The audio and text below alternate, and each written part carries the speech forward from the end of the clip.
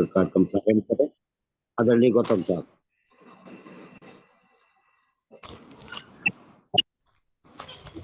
जय भीम नमो बुद्धाय सभी साथियों को और धन्यवाद माननीय संचालन महोदय बीएल कदम।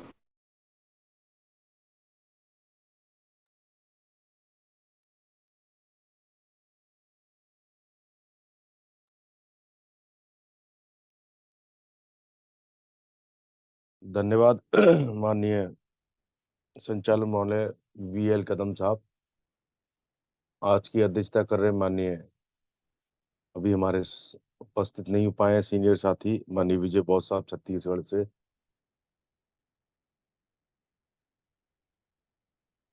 सर्वप्रथम 3 बार बुद्ध के चरणों में नमन करते हुए, सभी संतों गुरुओं के चरणों में नमन करते हुए, राष्ट्रीय बौद्ध महासभा के संस्थापक अध्यक्ष माननीय धर्म प्रकाश भारती साहब को मेरा जय भीम नमो बुद्ध है। हमारे कार्यवाहक अध्यक्ष माननीय बादल सिंह बौद्ध साहब को मेरा जय भीम नमो बुद्ध है। समस्त हमारे जूम पे जुड़े हुए साथी, मेरे वरिष्ठगण, मैं सभी को जय भीम नमो बुद्धाय प्रेषित करता हूं। और आज का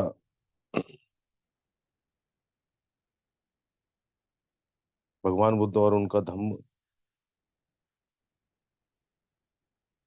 जो हमने पहले पूर्व में गृहस्थ के जीवन के नियम भाग 5 को पढ़ा था, अब आगे पेज नंबर 396 जीवक द्वारा दान।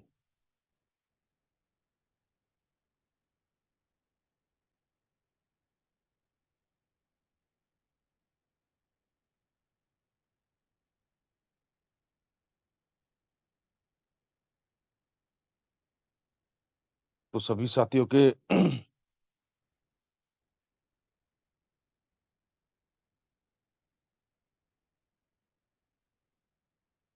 जीवक द्वारा दान।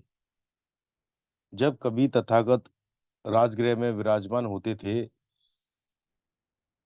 तो वैद जीवक दिन में 2 बार तथागत के दर्शनार्थ जाता था।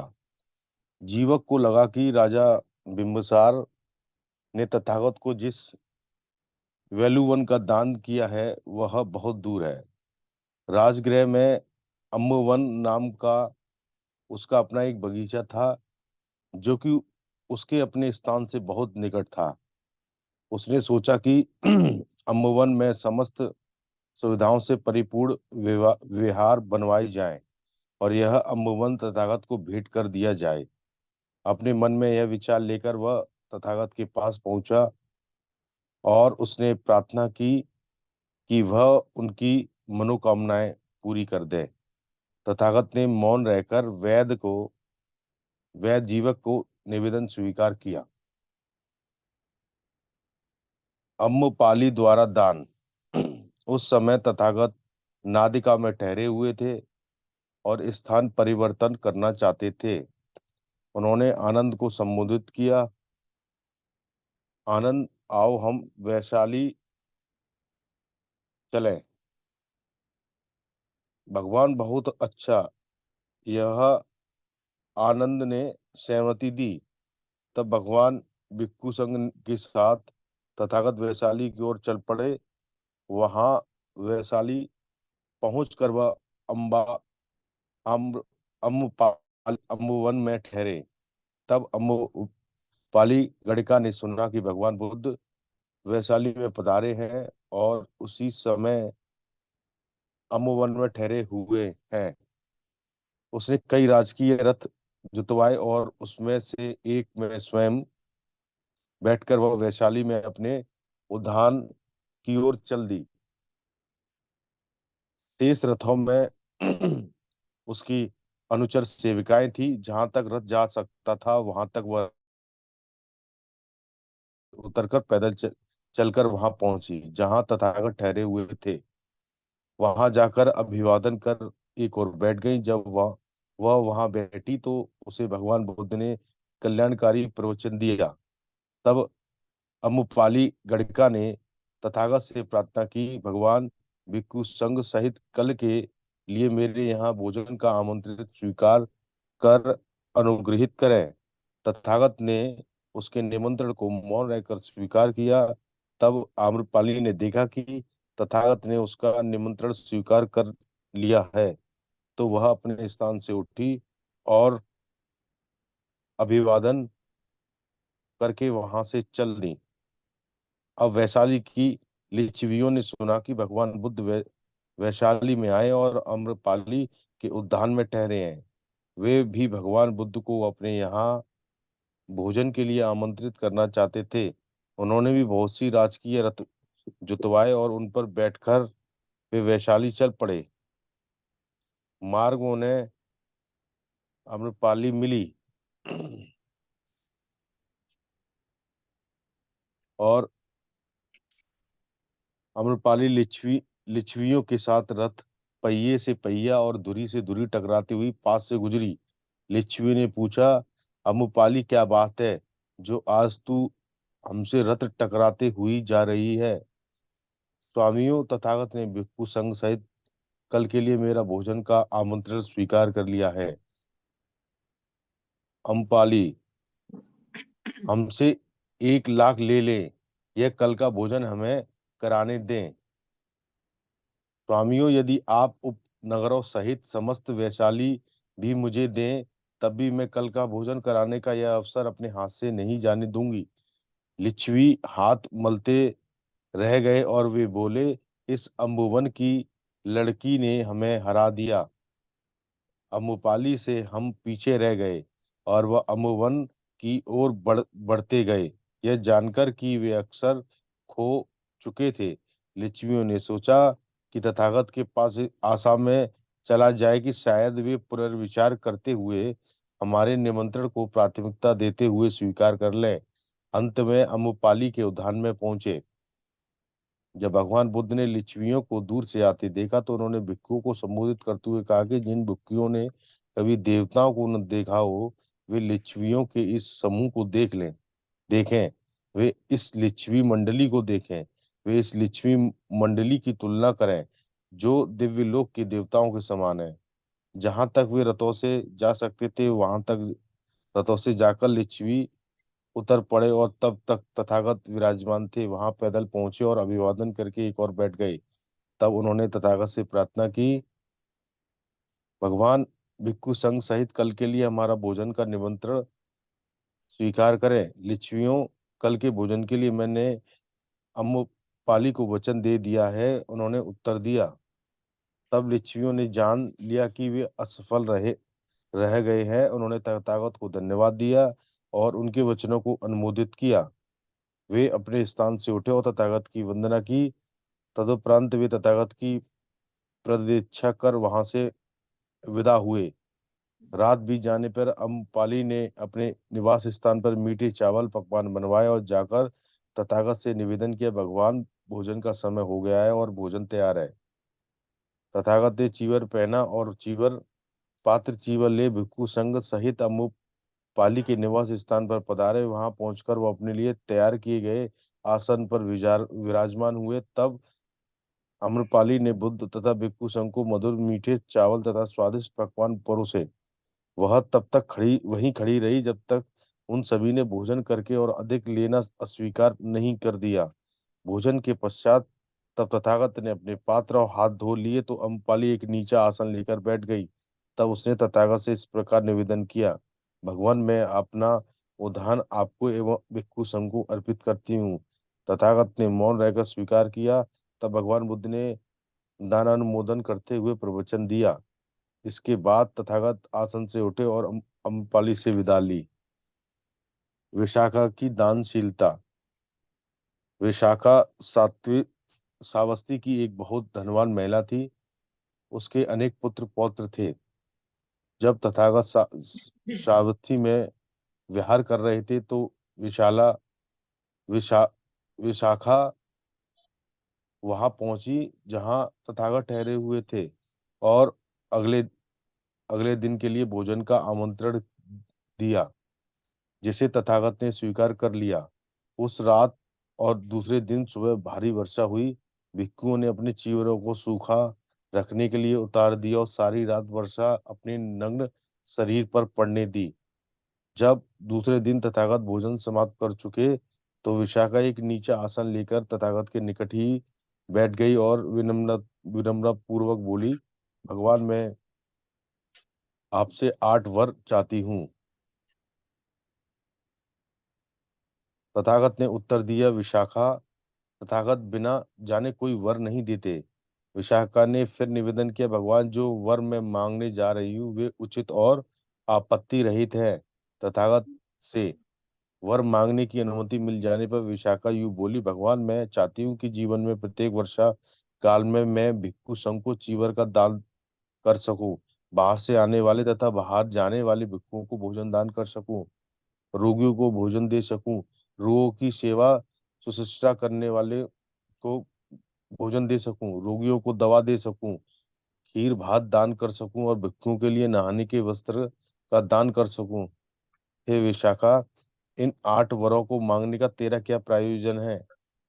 विशाखा ने उत्तर दिया, भगवान, मैंने अपनी नौकरानी को आज्ञा दी कि तू विहार में जा और भिक्षु संघ को सूचित कर कि भोजन तैयार है। मेरी नौकरानी वहां गई, लेकिन जब वह विहार पहुंची तो उसने देखा कि पानी बरसते समय सारे भिक्षु निर्वस्त्र थे। उसने सोचा, ये लोग भिक्षु नहीं है, ये नग्न तपस्वी हैं जो अपने शरीर पर पानी पड़ने दे रहे हैं। अतः वह लौट आई और उसने मुझे वह सारा हाल बताया। तब मुझे उसको दोबारा भेजना पड़ा। भगवान, नग्नता असुचि पूर्ण है। भगवान, यही कारण है और यही प्रयोजन है कि मैं जीवन भर भिक्षु को वर्षा ऋतु में पहनने के लिए विशेष वस्त्र दान में देना चाहती हूँ।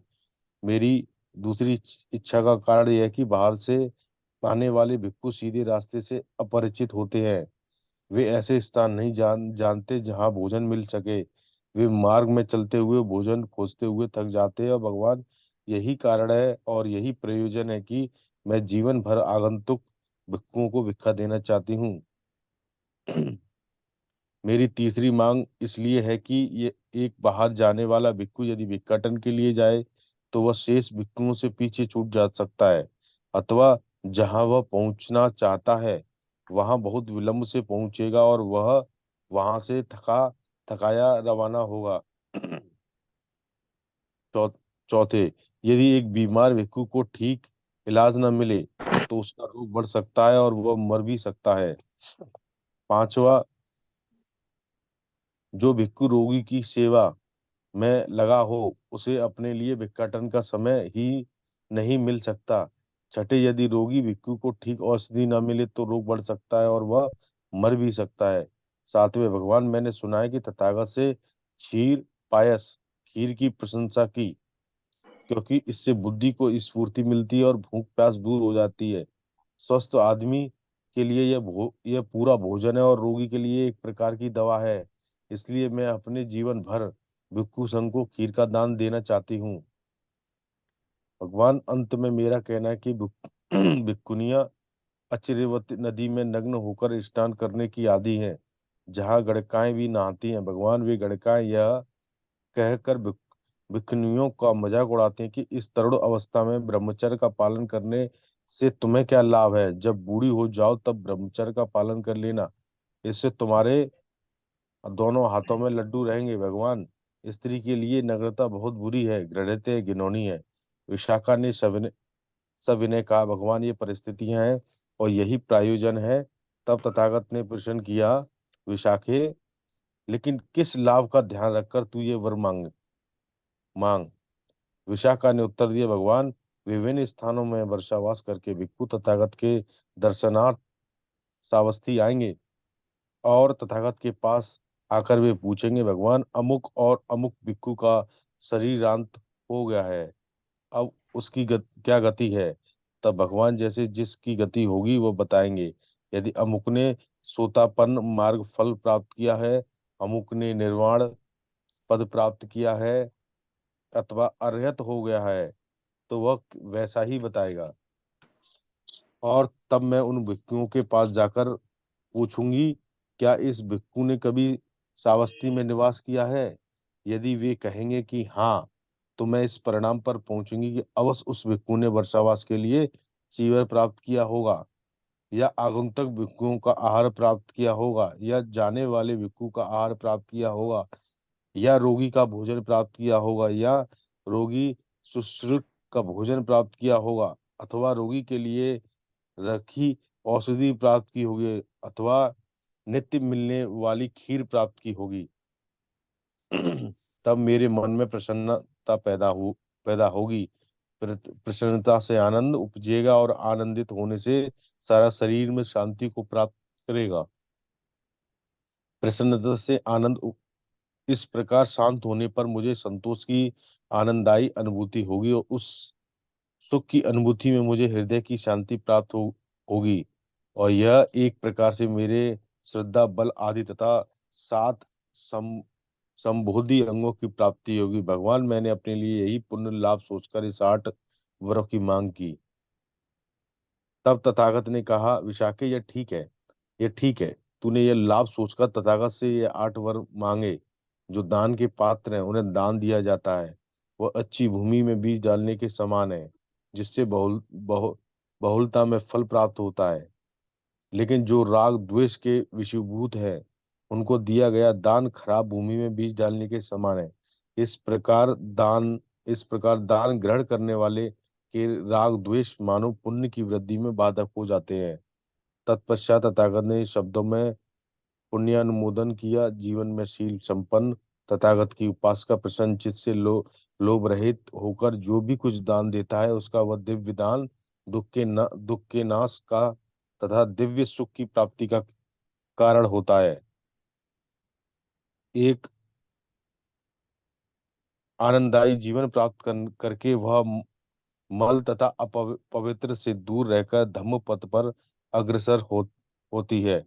कुशल कर्म करके वह सुख को प्राप्त होती है, और वह अपने दान कर्मों से हर्षित होती है। विशाखा ने पूर्वाराम विहार संघ को दान कर दिया। वह दानशील गृहस्थ उपासकों में अग्रणी थी। दूसरे भाग में भगवान बुद्ध के विरोधी म- माया नंबर 1 में माया जाल द्वारा धर्म परिवर्तन कराने का आरोप। एक बार भगवान बुद्ध वैशाली के महावन में कूटा गारशाला में ठहरे हुए थे। उस समय भद्दिय लक्ष्मी तथागत के पास आया और बोला, भगवान, लोग कहते हैं कि श्रमण गौतम मायावी है। वह जादू की चालबाजी जानता है। उसके द्वारा वह दूसरे मतों के अनुयायियों को फुसला लेता है। जो ऐसा करते हैं कहते हैं, वे भगवान बुद्ध को गलत ढंग से पेश करते हैं। भगवान, हम लिच्छवीगण इस आरोप में विश्वास नहीं करते, लेकिन हम जानना चाहते हैं कि तथागत का इस विषय में क्या कहना है। भगवान बुद्ध ने उत्तर दिया, बद्धिया, सुनो। किसी को इसलिए मत मानो कि लोग कहते हैं। किसी बात को इसलिए मत मानो कि यह परंपरा से चली आई है। किसी बात को इसलिए मत मानो कि यह सुनी सुनाई है। किसी बात को इसलिए मत मानो कि यह धर्म ग्रंथों में लिखी हुई है। किसी बात को केवल इसलिए मत मानो कि वह तर्क शास्त्र के अनुसार है। किसी बात को केवल इसलिए मत मानो कि वह न्याय के अनुसार है। किसी बात को केवल इसलिए मत मानो कि वह तुम्हारे विचार के अनुरूप है। वह तुम्हारे विचार में ठीक ही है।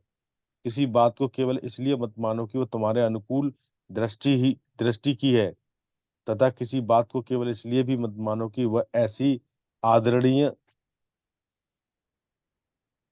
व्यक्ति द्वारा कही गई है जिसके बारे में तुम सोचते हो कि वह परिवारजक है, इसलिए उसका आदर होना ही चाहिए। लेकिन भद्दिय, यदि तुम सत्य के आधार पर अपने ही अनुभव में यह जान लो कि अमुक कर्म पाप कर्म है, या अमुक कर्म अकुशल कर्म है, या अमुक कर्म विज्ञ पुरुषों द्वारा निंदनीय है, और उसका परिणाम हानि या घायल होना है, तो बद्दी ऐसे कर्म का तुम त्याग कर दो। बद्दी, जब अब जहां तक तुम्हारे प्रश्न का संबंध है, तुम क्या सोचते हो? मैं तुमसे पूछता हूं कि जो लोग तुम पर माया जाल द्वारा धर्म परिवर्तन करने का आरोप लगाते हैं, क्या वे महत्वाकांक्षी लोग नहीं है? बद्दी बोला, भगवान वे हैं। तो बद्दी, तुम क्या समझते हो? क्या महत्वाकांक्षी आदमी लोभ के वशीभूत होकर अपनी महत्वाकांक्षा पूरी करने के लिए झूठ नहीं बोलता अथवा दूसरे अकुशल कर्म नहीं करता? भगवान करता है, बद्दी ने उत्तर दिया। तो बद्दिया, जब ऐसा आदमी द्वेष और बदला लेने की भावना के वशीभूत हो जाता है तो क्या वह उन लोगों के विरुद्ध जिन्हें वह समझता है वे उसकी महत्वाकांक्षा के पद में बाधक हैं, उन पर झूठे आरोप लगाने के लिए दूसरों को प्रेरित नहीं करता? बद्दी बोला, भगवान करता है। तो बद्दिया, मैं इतना ही कहता हूँ, मैं अपने शिष्यों को इस प्रकार प्रोत्साहित करता हूँ। आओ अपने कंजूसी भरे विचारों पर नियंत्रण रखते हुए विचार करो। ऐसा करने से शरीर, कर्म अथवा मन से उत्पन्न होने वाले लोभ भरे अवरोधों से दू, तुम दूर रहोगे। द्वेष और मोह पर नियंत्रण रखते हुए विहार करो। इतना ही कहता हूँ।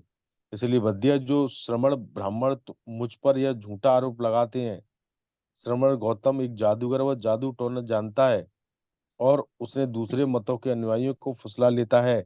वे झूठ कहते हैं, वो खोखले मूसावादी झूठे हैं। भगवान, आपका यह जादू एक शुभ बात है, आपका यह जादू बड़े गौरव की बात है। भगवान, क्या यही अच्छा हो जो मेरे सभी सगे संबंधियों पर आपका जादू चल जाए? नीचे से यह उनके हित और सुख के लिए होगा। भगवान, अच्छा रहे यदि सभी क्षत्रियों, ब्राह्मण, वैश्य और शूद्र इसी प्रकार के जादू के वशीभूत हो जाए तो निश्चित यह दीर्घकाल के लिए उनके हित और सुख के लिए होगा। ऐसा ही है बदिया, ऐसा ही है। यदि सभी वर्ग ऐसे जादू के वशीभूत होकर सभी अकुशल कर्मों का त्याग कर दें तो मेरे जादू का परिणाम संसार के हित और सुख के लिए होगा। दूसरा, दूसरों पर बोझ बनने का आरोप। भगवान बुद्ध पर यह भी आरोप लगाया गया था कि वो समाज पर बोझ है, दूसरों पर निर्भर रहते हैं और काम करके अपनी जीविका नहीं चलाते।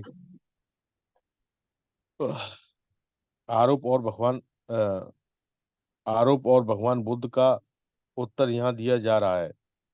एक बार भगवान बुद्ध जब बुद्ध मगध जनपद के दक्षिण गिरी प्रदेश में एक नाला नाम के ब्राह्मण ग्राम में रहे थे। उस समय कृषि भारद्वाज ब्राह्मण 500 हल खेत बोने के लिए जोते जा रहे थे।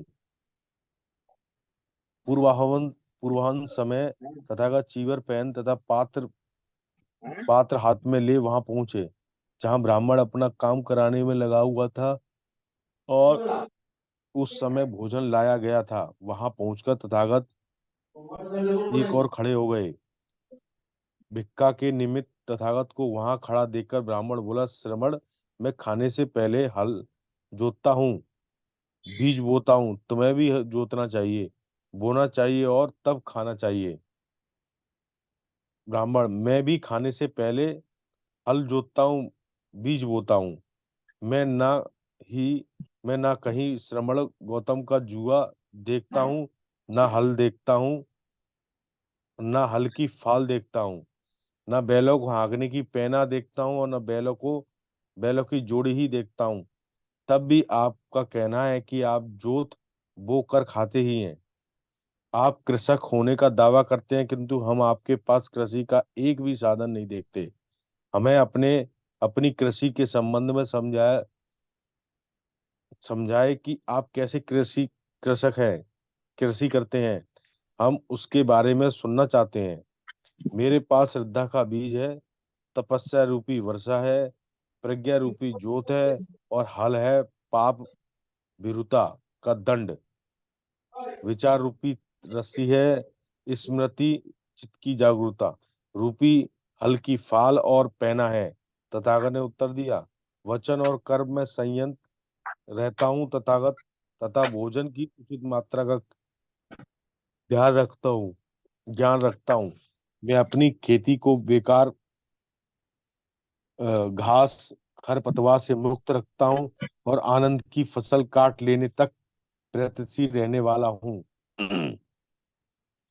अप्रमाद मेरा बैल है जो बाधाएं देखकर भी पीछे मुंह नहीं मोड़ता।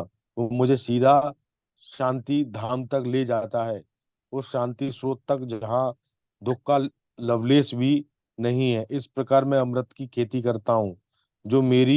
जो कोई मेरी तरह खेती करता है उसके दुखों का अंत हो जाता है। इस पर उस ब्राह्मण ने खीर भरी कांसे की थाली भगवान बुद्ध को अर्पित की और बोला, श्रवण गौतम, इसे ग्रहण करें। निसंदेह आप भी जोतने वाले ही हैं। आप जोतकर जो फसल पैदा करते हैं वह अमृत के समान कभी नष्ट नहीं होती। तथागत ने कहा, कहने के लिए मैं कोई दक्षिणा नहीं लेता। ऋषि मुनि इसका समर्थन नहीं करते। बुद्धिमान लोग ऐसी दक्षिणा को अस्वीकार अस्वीकार करते हैं। जब तक यह धम्म विनय विद्यमान है तब तक यही प्रथा बनी रहनी चाहिए। दूसरे श्रमण ब्राह्मण हैं जो संयत है, जो शांत हैं, कृष्ट हैं, जिनका सम्यक आचरण है, जो विचार से मुक्त हैं, वही इस फल को काटते हैं। तू उन्हीं को यह दे। यह बात यह बात सुनी तो ब्राह्मण ने तथागत के चरणों में सिर रखकर कहा, अद्भुत है श्रमण गौतम, सर्वथा अद्भुत है। जैसे कोई आदमी गिरे को उठा दे, छिपे को उगाड़ दे, मार्ग भ्रष्ट को रास्ता दिखा दे, अंधेरे में दीप जला दे, ताकि आंख वाले चारों ओर देख सकें। इस प्रकार तथागत ने नाना प्रकार से अपना अभिमत स्पष्ट कर दिया है। मैं बुद्ध धम्म तथा संघ की शरण ग्रहण करता हूँ। मुझे अपने हाथों प्रविद्या मिले, उपसंपदा मिले। इस प्रकार कृषि भारद्वाज ब्राह्मण ने सभी प्रविद्या तथा उपसंपदाओं ग्रहण की। क्योंकि गृहस्थियों को उजाड़ने का आरोप। कुछ लोग यह देखकर चिढ़ गए कि मगध के बहुत से कुल पुत्र तथागत के शिष्य होते चले जा रहे हैं, और वे क्रोधित उठे। वे कहने लगे, गौतम श्रमण गौतम माता पिता को संतान विहीन बना रहा है।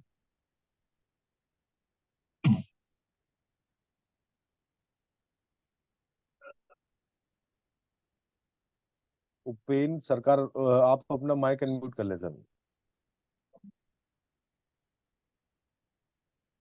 श्रमण गौतम माता पिता को संतान विहीन बना रहा है। श्रमण गौतम पत्नियों को विधवा बना रहा है। श्रमण गौतम कुलों को उजाड़ रहा है। उसने अभी 1,000 जटिलों को दीक्षित किया है।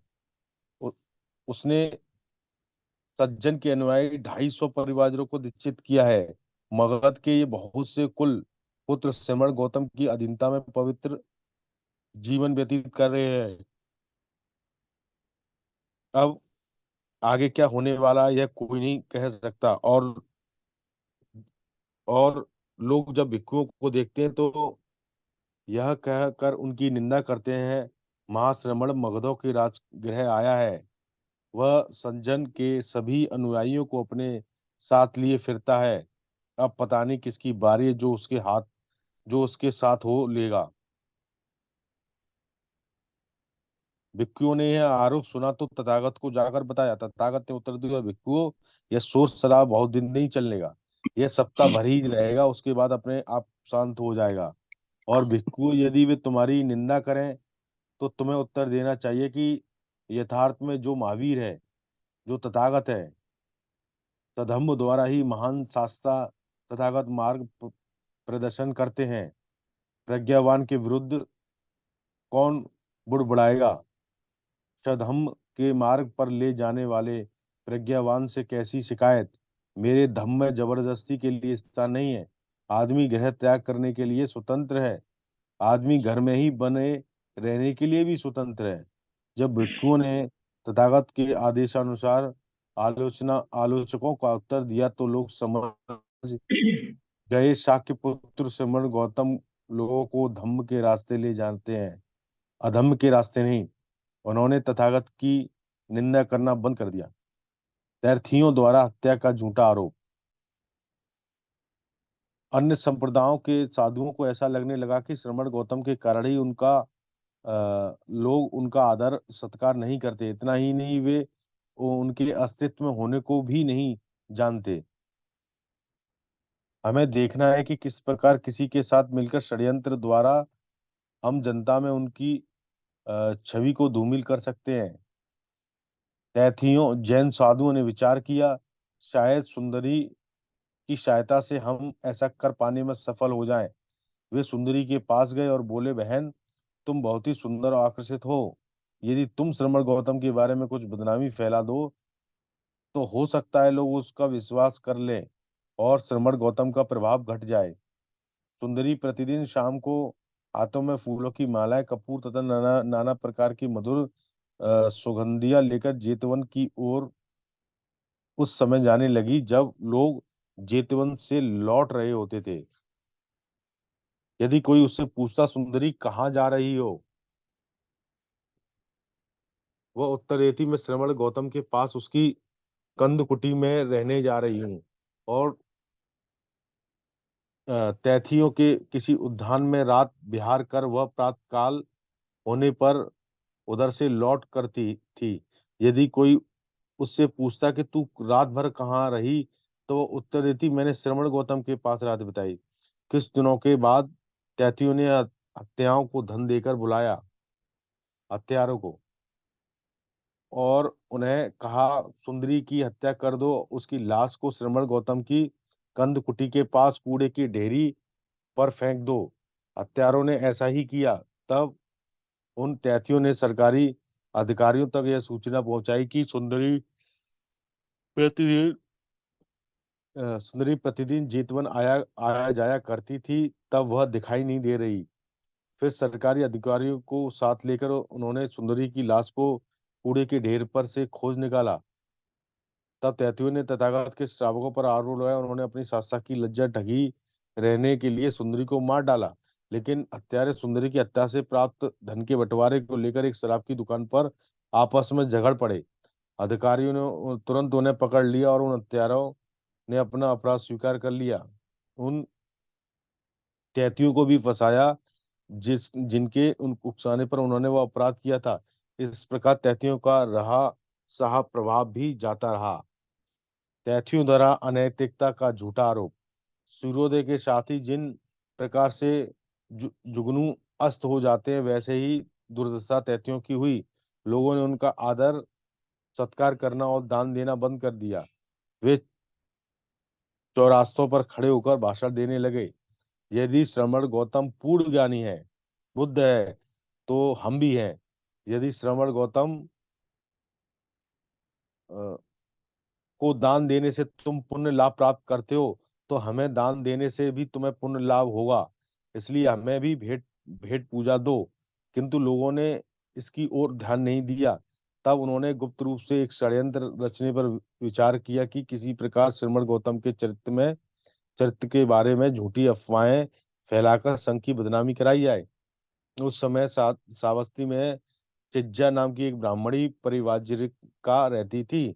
उसका रूप रंग अत्यंत आकर्षक था, उसकी भाव भंगिनी मन को लुभाने वाली थी। उन षड्यंत्रकारी तैथियों ने में से एक दुष्ट ने परामर्श दिया कि चिज्जा की सहायता से बुद्ध के बारे में अफवाह फैलाने और उसे बदनाम कराना आसान होगा। शेष तैथियों ने भी इस प्रकार से परामर्श को सहमत हो गए। एक दिन चिज्जा तैथियों के उद्यान में आई और अभिवादन कर पास में बैठ गई, लेकिन किसी ने उनसे बात नहीं की। इस पर चकित होकर वो बोली, क्या मैंने आपका कोई अपराध किया है? मैंने आपको 3 बार अभिवादन किया और आप मुझसे एक शब्द भी नहीं बोलते। तैथिये बोले, बहन, क्या तू इतना भी नहीं जानती कि श्रमण गौतम अपनी जनप्रियता से हमारे लाभ सत्कार में बहुत बाधक हो रहा है? सिज्जा ने उत्तर दिया, मैं नहीं जानती। क्या मैं इस विषय में कुछ कर सकती हूँ? बहन, तू यदि हमारा भला करना चाहती है तो अपने प्रयास से श्रवण गौतम के बारे में अफवाह फैला और इस प्रकार उसकी जनप्रियता को समाप्त कर दे। बहुत अच्छा, निश्चित रहे, और यह सब मुझ पर छोड़ दे। यह कहकर वो वहां से चली गई। स्त्री चरित्र दिखाने में चिज्जा पारंगत थी। तब श्रावस्ती के लोग बुद्ध का प्रवचन सुनकर लौटकर आया करते थे, तो चिज्जा लाल वस्त्र पहनकर हाथ में फूलों की माला और सुगंधियां लेकर लेते हुए जेतवन की ओर जाया करती थी। यदि कोई प्रश्न करता, इस समय तू कहाँ जा रही, तो वो उत्तर देती, तुम्हें इससे क्या लेना देना। जेतवन के समीप तीर्थकार में रात बिताकर वह सुबह उस समय शहर की ओर लौटती थी जब शहर के लोग बुद्ध के दर्शनार्थ जेतवन की ओर जा रहे होते। यदि कोई उससे पूछता रात कहाँ बिताई, वह उत्तर देती, तुम्हें इससे क्या लेना देना, मैंने जेतवन की गंध कुटी में श्रवण के साथ रात बिताई। उसके उत्तर से किसी किसी के मन में शंका पैदा हो जाती थी। 4 महीने बीतने पर उसने अपने पेट के इर्द गिर्द कुछ पुराने चिथड़े लपेट कर उसे फुला लिया और कहती फिरी की श्रवण गौतम से उसे गर्भ ठहरा गया है। कुछ लोगों को विश्वास होने लगा। 9वें महीने में उसने अपने पेट पर एक लकड़ी का टुकड़ा बांध लिया और कीड़ों से कटवाकर हाथ सुजा लिए। और जिस समय भगवान बुद्ध भिक्षुओं और गृहस्थों को प्रवचन दे रहे थे, वह वहां पहुंचकर कहने लगी, हे महान उपदेशक, तुम लोगों को बहुत उपदेश देते हो। तुम्हारी वाणी बहुत मधुर है और तुम्हें होठ बहुत कोमल है। तुम्हारे संसर्ग से मुझे गर्भ ठहर गया और मेरा यह प्रसव का समय निकट आ गया है। तुमने मेरी प्रसूति की कोई व्यवस्था नहीं की है। उस अवस्था के योग्य कोई पथ आदि भी मुझे कहीं दिखाई नहीं देता। यदि तुम स्वयं उसकी व्यवस्था नहीं कर सकते तो अपने शिष्यों कौशलराज, अनाथपिंडक अथवा वैशाखा में से किसी एक को कहकर इसकी व्यवस्था करवा दो। लगता है कि तुम किसी कुमारी को बहकाना ही जानते हो, लेकिन यह नहीं जानते कि उस संसर्ग से पैदा होने वाली संतान की देखभाल कैसे की जाए। उपस्थितियां जनता मूक बनी बैठी रही।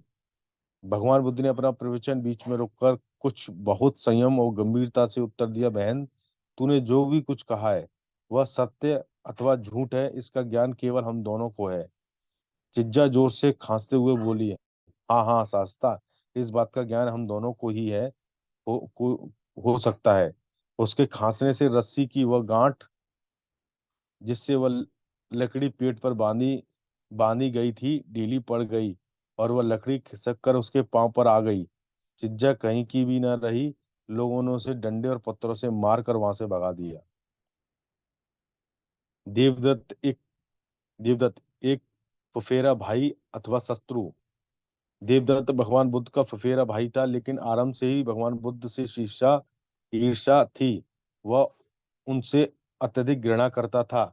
जब सिद्धार्थ गौतम घर पर छोड़ चले आए तो देवदत्त ने यशोधरा से प्रेम बढ़ाने का प्रयास किया।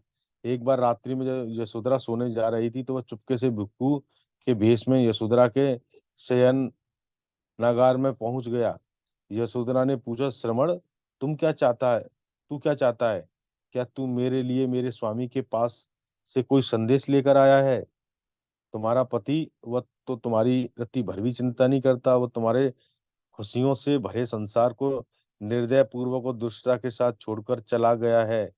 यशोधरा ने उत्तर दिया, लेकिन उन्होंने बहुतों के कल्याण के लिए ही ऐसा किया। जो भी हो, अब इससे उस क्रूर निर्दयता का बदला लो।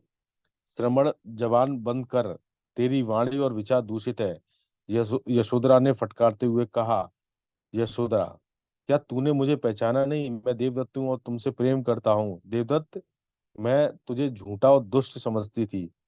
मैंने कभी यह नहीं सोचा था कि तू कोई ऐसा श्रमण बन सकेगा, लेकिन मुझे पता नहीं था कि तू इतना नीच प्रवृत्ति का है। देवदत्त ने सफाई देते हुए कहा, यशोधरा, यशोधरा, मैं तुमसे प्रेम करता हूँ। मेरे पति के मन में तो तेरे लिए अपमान के अतिरिक्त और कुछ है ही नहीं। वह मेरे वह तेरे प्रति निर्दयी रहा है। तू मुझसे प्रेम कर और उससे बदला ले ले। यशोधरा का पीला और क्षीण चेहरा लोहित वर्ण का हो गया। उसकी आंखों से अश्रुधारा बहने लगी। देवदत्त, तुम मेरे प्रति क्रूर हो। यदि तुम्हारे प्रेम में कुछ सच्चाई भी होती तो यह मेरा अपमान होता। तुम केवल झूठ कह रहे हो। तुम मुझसे प्रेम करते हो।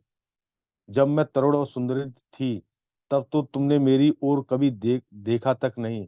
अब मैं जरा जीर्ण हो चली हूँ, दुख और पीड़ा से टूट चुकी हूँ।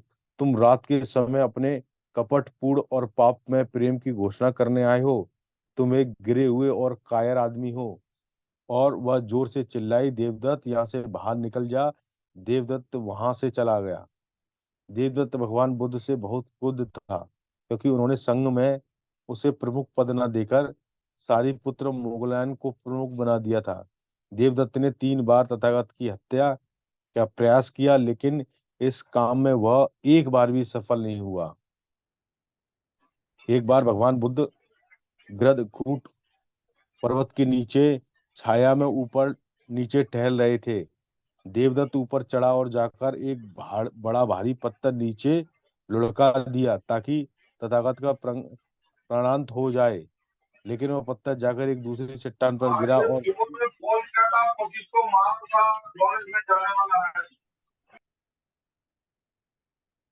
एक बार देवदत्त ऊपर चढ़ा और जाकर एक बड़ा भारी पत्थर नीचे लुढ़का दिया, ताकि तथागत का प्राणांत हो जाए। लेकिन वह पत्थर जाकर दूसरी चट्टान पर गिरा और वहीं गड़ गया।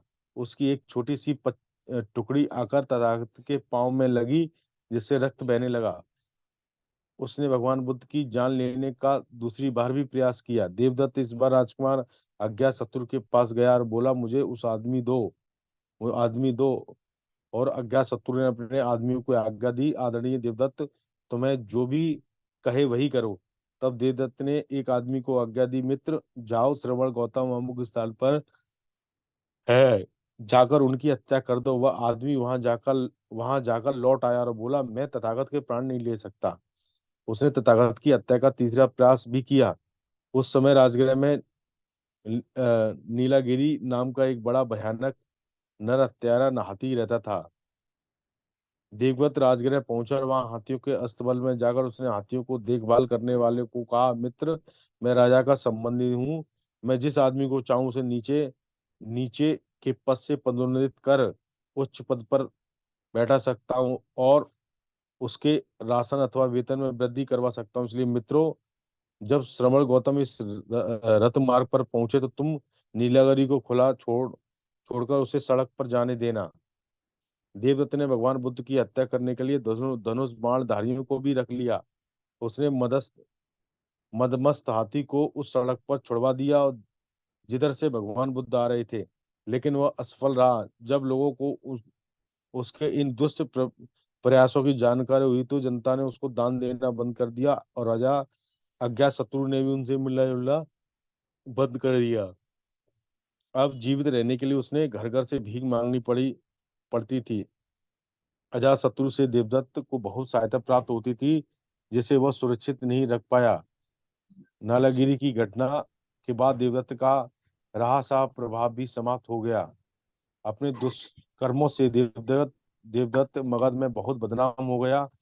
वह यह सोचकर कौशल जनपद में पहुंचा कि कौशल राज पसई नदी उसका स्नेह पूर्वक स्वागत करेगा। लेकिन राजा प्रसेनजीत ने भी उसके घृणा की दृष्टि से देखा और वहां से खदेड़ दिया। बहुत बहुत साधुवाद, बहुत बहुत साधुवाद आदरणीय गौतम साहब, आपने बहुत अच्छा बातचीत किया। अब बहुत बहुत धन्यवाद सर। बहुत बहुत साधुवाद। जैसा कि आज बहुत अच्छा बातचीत हुआ है और सारी चीजें, तो मैं मेरे ख्याल से आदरणीय अध्यक्ष महोदय हमारे समय को ध्यान में रखते हुए अध्यक्ष महोदय जुड़ गए हैं क्या, माननीय विजय बौद्ध साहब?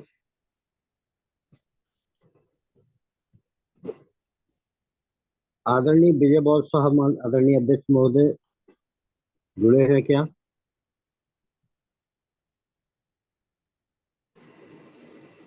दिखाई तो नहीं दे रहे सर स्क्रीन पे कहीं भी। दिखाई चलिए, नहीं दे रहा है। हाँ हाँ हाँ। तो आज का जो बातचीत हुआ है, आज के जो है विजय बौद्ध हमारे नहीं है, तो मैं चाहूंगा कि अध्यक्ष उद्बोधन के लिए जो है आदरणीय कार्यवाहक अध्यक्ष वरुण सिंह बौद्ध साहब से अनुरोध करूंगा कि वो अपना अध्यक्ष उद्बोधन के साथ जो है कार्यक्रम को आगे बढ़ाने के लिए आदरणीय कार्यवाहक अध्यक्ष। जी, सदर नमो बुद्धाय, जय भीम। करुणा के महासागर तथागत गौतम बुद्ध सभी संत महापुरुष, आज के वाचनकर्ता, आज के अध्यक्ष जी, उपस्थित सभी आदरणीय जनों को सादर नमो बुद्धाय जय। आज के विशेष वाचन में दो तीन खास जो महत्वपूर्ण बातें आई, महत्वपूर्ण तो सभी हैं, लेकिन जो अधिकतर हम बुद्धिज्म के चलन में लाते हैं। एक तो मंगल में अमंगल कैसे प्रवेश करता है, चिंचा वाला जी प्रकरण, बनावटी कपट तथागत के तरफ भी चलता है और एक अशोधरा के तरफ भी चलता है। दोनों की कठिन तपस्या और साधना में के मंगल में अमंगल कैसे आते हैं और उनका हमें सामना कैसे करना चाहिए। निश्चित अगर हम सच्चे हैं तो हमें निश्चय पर कैसे रहना चाहिए, चाहे सामने वाला कितने ही एविडेंस बना के क्यों ना आए। अगर एविडेंस सही नहीं है तो वो समय के साथ भाई एक्सपोज हो जाते हैं। दूसरा, जो आखिरी के पाठ्यक्रम में आए हैं आज के वाचन में, ये जय मंगलानी हम गाथा गाते हैं, कोई भी कार्यक्रम होते हैं, उस समय की घटना के इसमें है जो नीलगिरी पर्वत का, हाथी का,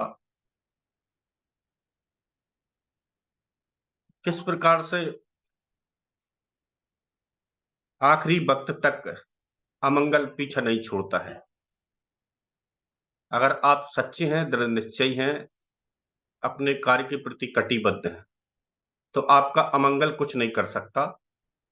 यही 8 गुणों का जय मंगलानी जो गाथा होती है, हमारे कोई भी कार्यक्रम होते हैं, इसी का जिक्र उसमें हम स्वर सहित गाते हैं। तो इन सबको तथागत ने जीता है। तो उसमें हम आखिरी की लाइन गाते हैं जो जितवा मुनिंदो आती है, वो यही आती है कि जो भी कठिनाइयां तथागत के ऊपर आई, वो सब उनको जीतते चले गए। ये यहाँ से आज आया है। और शेष जो बातें हैं, अगला इंदौर में कार्यक्रम हमारा जो लगा है राष्ट्रीय बौद्ध महासभा का, तो मध्य प्रदेश के सभी साथी उसमें आ सकते हैं और अन्य प्रदेशों के साथी हैं, अगर उनको भी बहुत सुलभ है आने के लिए। बहुत अच्छा कार्यक्रम इंदौर में होने जा रहा है, उसके लिए आप आमंत्रित हैं।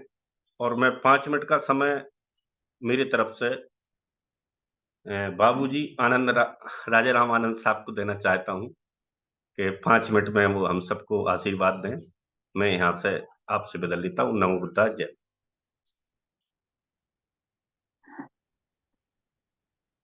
चलिए, आदेश आपका स्वीकार है कार्यकारी अध्यक्ष जी। और अपने विद्वान साथी संचालक महोदय, प्रबोधन करता माननीय योगेश गौतम साहब और अन्य सभी विद्वान श्रोताओं को अभिवादन करते हुए और अपने सभी संतों को, महापुरुषों को स्मरण करते हुए नमन करके मैं कहना चाहूंगा कि अगर हम थोड़ा बहुत बुद्धिज्म की तरफ झुकाव रखते हैं या लगाव रखते हैं, तो हमें बुद्धिज्म को सही माने में समझने की कोशिश अवश्य करनी चाहिए। और इसके लिए एक बहुत ही हमारा पवित्र ग्रंथ है, बुद्ध और हम। तो इसमें ये एक तरीके से कोई कहीं बात ऐसी बची नहीं है जो इसके अंदर ना हो। प्रबोधन करता जो भी बात रखते हैं, तो फिर कोशिश करनी चाहिए कि हम लोगों को भी फिर उसको सबके पास ये ग्रंथ मौजूद है उन्हें पढ़ना चाहिए, क्योंकि तो प्रबोधनकर्ता की मजबूरी होती है उसे बहुत सारा कवर करना होता है पढ़ने में। तो वो कथावाचक के साथ तो ये होता है कि वो तो अपना रोचक तरीके से भले ही चाहे 4 लाइनें सुनाए 1 घंटे में, वो 4 लाइनों को 1 घंटे तक बताता रहता है कथावाचक। लेकिन प्रबोधनकर्ता को अपना पूरा सब्जेक्ट पूरा करना होता है। तो मैं उनको बहुत बहुत साधुवाद देता हूँ। हमारे युवा भाई हैं योगेश गौतम जी, और एक बड़ी जिम्मेदारी भी है उनके पास। तो साथ साथ जो वो ये कार्य पिछले 2 सप्ताह से कर रहे हैं, और अ, ये 27 तारीख को शायद इंदौर में कार्यक्रम है आपका, 27 तारीख को। बहुत सब बादल सिंह बहुत जी से बात कर रहा हूँ। जी साहब जी, बरेली में भी है। हाँ, अच्छा। तो 27 तारीख का ही बड़ा कार्यक्रम इधर उत्तर प्रदेश के बरेली मंडल की तरफ से आयोजित किया गया है, जो बहुत ही मेहनत से, वो करीब 1 महीने से लगे हुए हैं। उसमें आचार्य किशोर बौद्ध जी, राष्ट्रीय आचार्य जी आमंत्रित हैं, वो आएंगे। और बहुत अच्छी तैयारी यहाँ बरेली में है। तो उत्तर प्रदेश के साथी जो आसपास के हैं, वैसे तो हमने सब जगह पंपलेट वगैरह पहुंचाए हैं, प्रचार किया है। तो आज मैं उनसे इस मौके पर अनुरोध करना चाहूंगा कि जो उत्तर प्रदेश के साथी हैं और नजदीक में हैं, तो वो लोग बरेली के 27 तारीख के कार्यक्रम को अटेंड कर सकते हैं, सुन सकते हैं, समझ सकते हैं। यही बात कहते हुए मैं अपनी बात को ज्यादा लंबाना खींचते हुए, तो मैं बाबूजी जी, एक बात, प्रश्न आ रहा है, इसको भी और देख लीजिए। क्या ये भिक्खु शंकर जी आया है कि जब वो स्नान करते थे तो उनके पास एक ही वस्त्र होता था, और वो एक ही वस्त्र को धोकर और वो पहन लेते थे।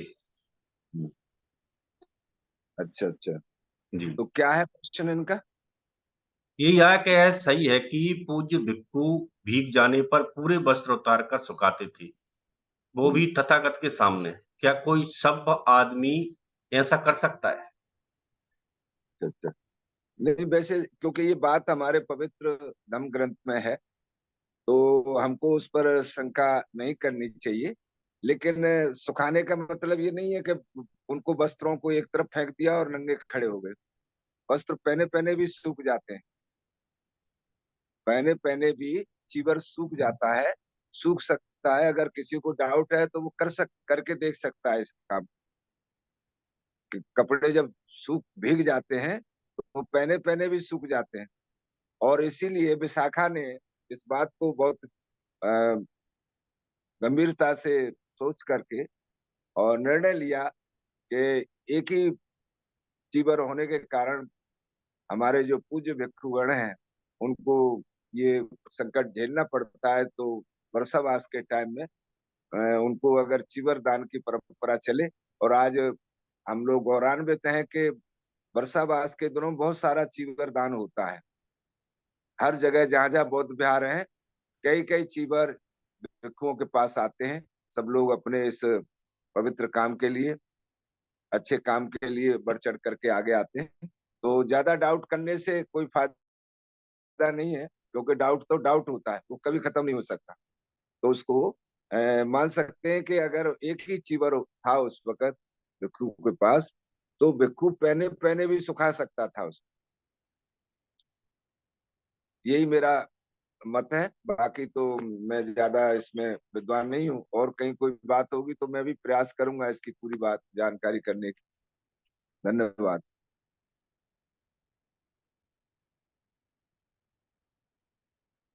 जी बहुत जी। क्योंकि उस समय जो है सिलाई तो होती नहीं थी, हाथ से चीवर बनते थे। और उस समय जो है कूड़े करकट ढेरों में जो कपड़ा रहते थे, उसको धोकर उसका चीवर हाथ से बनाया जाता। तो हो सकता है उस समय एक एक चीवर रहता हो, तो जो संगाटी थी उसको उतार कर सुखाने की कहीं वही बीजती थी जो ऊपर पहने रहते थे, जो संगाटी हाँ थी। तो हाँ, हो तो सकता दो दो चीवर जो बोले, जैसे 4-5 चीवर का सेट होता है, तो उनको सुखा लेते होंगे, बाकी के पहने रहते होंगे, तो ऊपर का बदन नंगा रहता होगा। तो इस वजह से जो है वो बात आई है सामने कि जो है वो जो है अंतर वस्तु, नंगे बदन रहते अंतर थे। वस्तु अलग से होता है। जी जी जी। तो वही एक प्रोविजन था उनका, कहने का मतलब पूरे कपड़े नहीं उतारे जाते थे।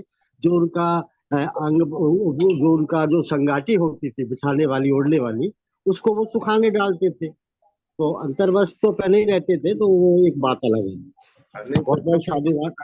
बहुत हाँ बहुत ये भी, शुक्रिया आदरणीय। हाँ ये कदम साहब सही बता रहे हैं, ये भी मतलब संभव हो सकता है, क्योंकि एक्चुअली प्रश्नकर्ता का आशय यही है कि शायद वो नंगे हो जी जाते जी जी जी जी बिल्कुल। प्रश्नकर्ता का उद्देश्य ये है कि सारे वस्त्र उतारना, लेकिन हाँ, सारे वस्त्र नहीं उतारे थे। उनका जो, हाँ, अंतर वस्त्र जो रहता था वो उतार पहने रहते थे। बाकी उनका जो संगाति होती थी उसको जो है वो सुखाने डालते थे, क्योंकि वो भारी होती है, दोहरे कपड़े की बनी होती है। तो बहुत बहुत साधुवाद सभी को जो है आपके आज के वाचन के लिए। तो मैं चाहता हूँ कि अब कार्यक्रम का समय हो गया है, समापन को ले जाते हैं। तो इसी के